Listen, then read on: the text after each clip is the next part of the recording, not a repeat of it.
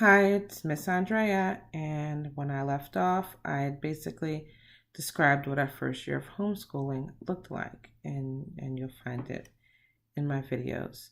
Um, so this homeschool story time is going to be about my second year of homeschooling. I am not going to go through each year of homeschooling in each video. The next one will probably be a recap of elementary, and then I'll do middle school years, and then we'll get into the meat of our high school years, which I think is where most information is needed.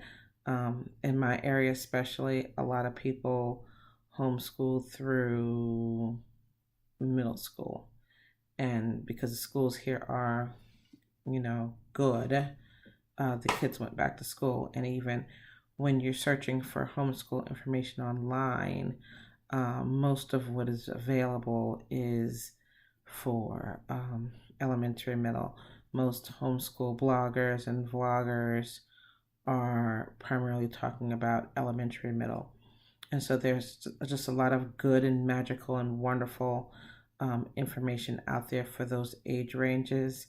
Once I go through and talk about our journey and how our path, was developed, then I'll come back through and I'll answer some of the interesting stories, notes that I've written down. I've got a little notepad here, and then I'll get into the meat of high school. Okay, so we finished our first year of just basically, I spent the year evaluating sleep cycles, um, bonding, doing educational trips, doing educational software, video games. Um, I used a online curriculum that was just really low key and didn't take a lot of time every day. I keep saying time for learning because that is the portion of that program that someone took and geared it toward homeschoolers. The first year we used it, it was geared toward, it was open for everyone. And when I went back the next year, I found out that public schools had taken it and it could only be used for schools. But the owner of Time for Learning got a license and built um, a system for homeschoolers to use. And I keep saying it. I am not sponsored by Time for Learning. I am Facebook friends with the owner though, and it was just super super good. So year two, my homeschool mentor was still around, and she kept saying, the end of year one, she kept saying, "Your child is an actress. Your child is an actress. Your daughter is an actress, and you need to put her in acting." And it wasn't the first time I heard that. My brother had been saying it since she was two. When we lived in New Orleans, strangers would stop us on the street and ask me if I'd taken their daughter to modeling calls and stuff. Um, she was just a really interesting person. She is just a really interesting person. Her affectations, she's funny, cute, charming, all that good stuff. So her child was one of her children was graduating from a particular homeschool program. Um, I call it a homeschool school.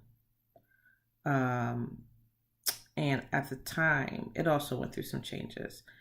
At the time, it was called Masters Academy of Fine Arts, um, and it's basically history based. Yeah, it's basically history based. History was the outline of it. It was a classical model, so you followed history timelines, but in that they were teaching arts, music, drawing, theater, everything, all the arts. Like they do be doing Renaissance time period, and so the children would in order experience all the art, visual, drama, songs, everything, of that period. And then the next year, basically following the classical model. And I hated history at the time. So between me finding out that this program existed and being an artistic person and knowing my kids had artistic bents, and just so many people telling me that to get my daughter into arts, I went and checked out the program. I went to the graduation at the end of the last school year. I was like, this is really cool. And the next year I enrolled my children. And it was great.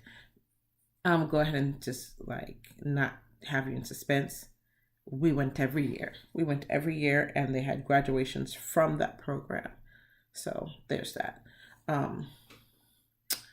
What was different is we changed locations a couple of times because, it was housed in churches and it moved a couple of times. And then at one point, as my kids were finishing up middle school and early high school, there was a split in the people who were running the program. The person who was running my local program was kind of franchising it. And then they had developed an academic portion. So I went from the one day of, history through the arts to a second day of, academic outline, and it's very, very college prep. And we didn't do that consistently. We were in and out. And my kids did not graduate from the academic portion of that. But we'll get to that later because we need it still individualized, and it wasn't. It was school, and we didn't want that. But the arts program, man, it was fabulous. So year 2, I set my kids' schedule around this program. So basically, it was like a loose public school schedule, a longer holiday break, ended a little earlier. May have started a little later, but not much. And they went one day a week. And so I scheduled the second day of the week for us to do our field trips. And then the other 3 days a week, we did our academics.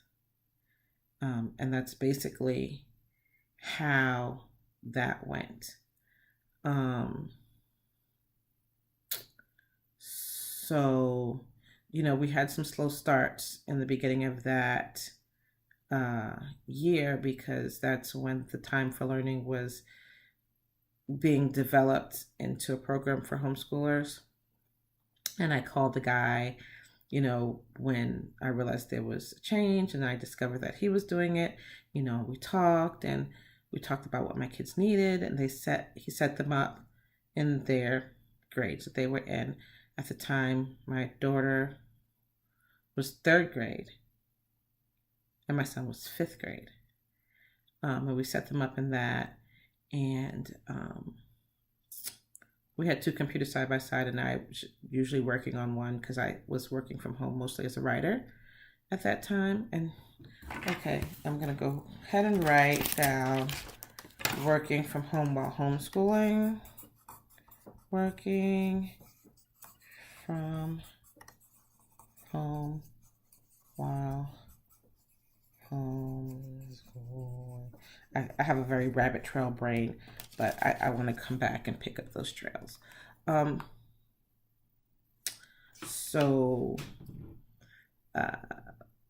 So they set up my kids' year, what they were going to cover that year, and we went about it.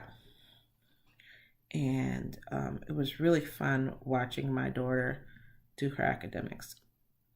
She would get on the computer. She kept flipping her chair, rearing it back on 2 legs and flipping it. So I eventually just said, okay, we're not going to use a chair for you. She was just the right height to stand at the computer table anyway. The ergonomics of it was just right with the height she was at the time.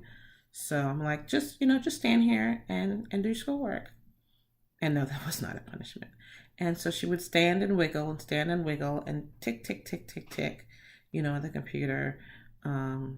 She'd do a math question or, answer a quiz, get it right, do a little dance, twirl around the room, come back. Every now and then she would just get really happy about something and just take off running. And we had one of those houses. Most people have this house where you can just like loop the house. So for your dining room, kitchen, family room, and back, into the office room. And she would just like loop the house. And she did that like 2 hours a day. And then my son would take his turn at his classes. And then after lunch, or close to dinner, whenever we were done, we would get books. We'd do some board games and get books out and read. Now, if you remember, I talked about, the sleep schedules the year before and trying to figure out what their natural rhythms were as the school year approached. And I knew that their sleep schedules were going to have to be a little bit more normalized, just based on the fact that they had the classes, that one day of the week, So I had to get them to a place where they would get up in time to get ready and be ready for those. So I slowly started inching their bedtimes forward to try to coax them into an artificial, normal, sleep cycle so that we could do that year. And I think, if I remember correctly, it wasn't a full day anyway. So I think it was like 10 to 2 anyways. And back in those years when the littles didn't do a full day. So, I got them on a 10 a.m. to 10 p.m. schedule, and then, they'd sleep 10 p.m. till 8. And I know that's a weird schedule for little ones, but I was literally just following their natural body rhythms that I had established the years before, and they were more night owls.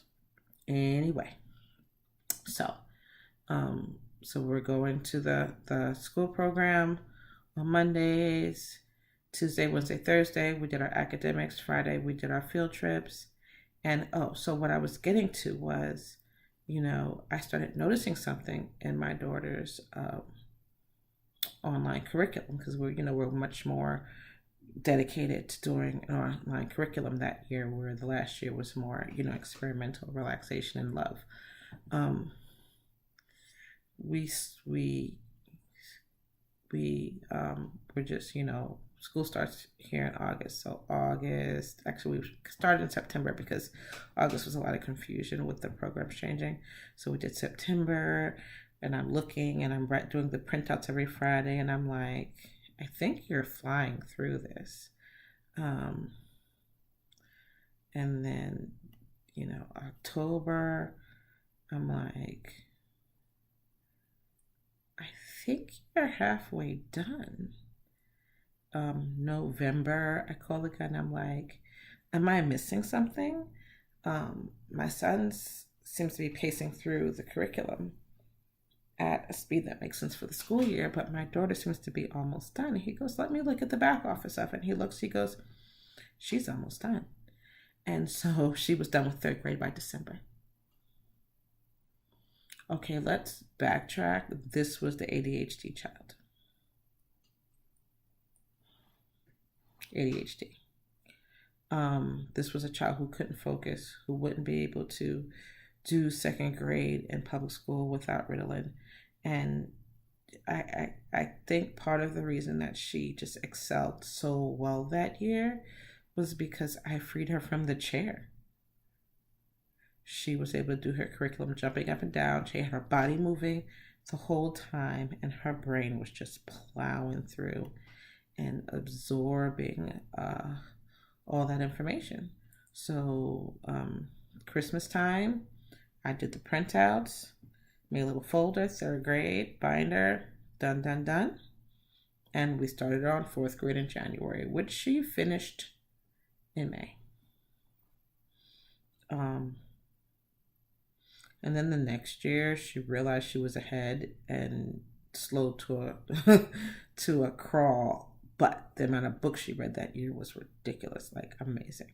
So anyway, that's her second year of homeschool went. We had that day out deal. We had the Fridays out deal, and we did the academics of 3 days. My son just uh, went at a nice pace.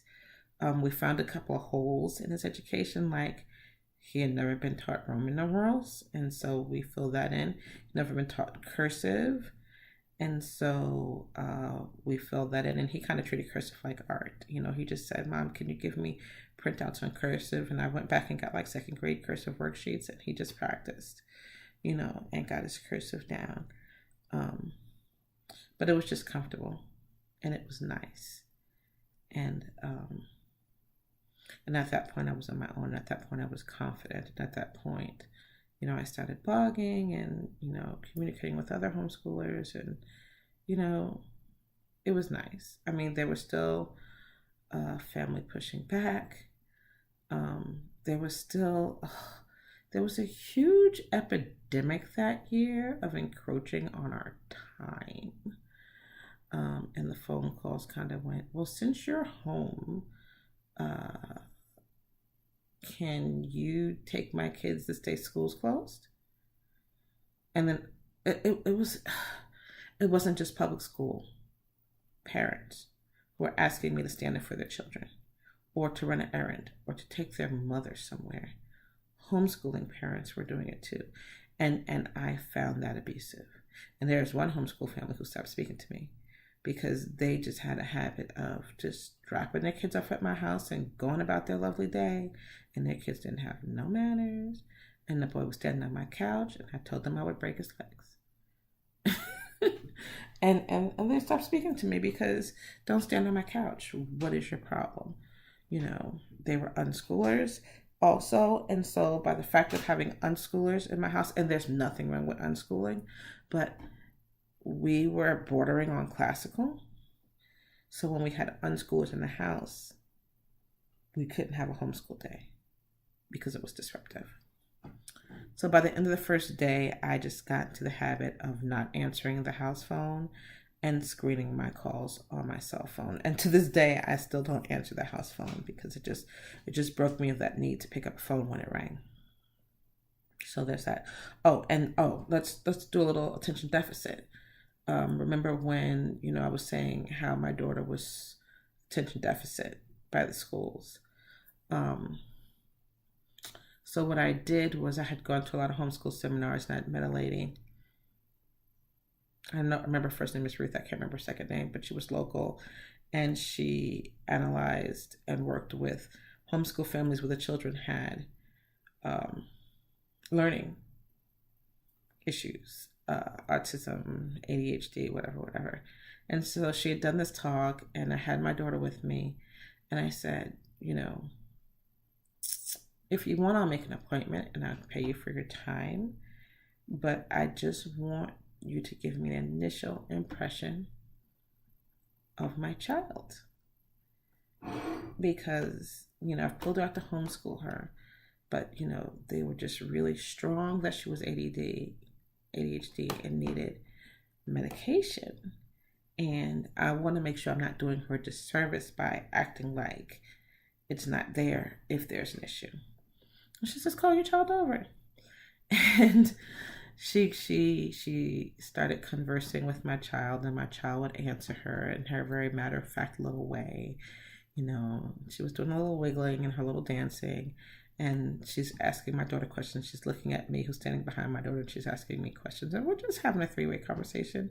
And she was like, nice to meet you, little girl, and sent my daughter off to play. And she was like, oh, she's fine, but you, however, are off the charts ADHD. And I was like, okay. I went home and called my brother, and I said, this is what was said. He goes, oh, yeah. He's like, oh, yeah, you are absolutely ADHD. He's like, I think we all are, but, it wasn't something that we acknowledged. And, we all use calendars, we all write in, like little journals, and we all have little tricks to keep track of our time, and that's how we manage. But apparently, talking to me, and my husband kind of gave me that treatment today, talking to me sometimes can be like talking to a squirrel. My husband will just look at me and be like, stop talking, my brain is full.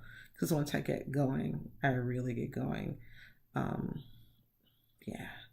So those are the things we did our second year. At the end of our second year, we did standardized testing. FLO,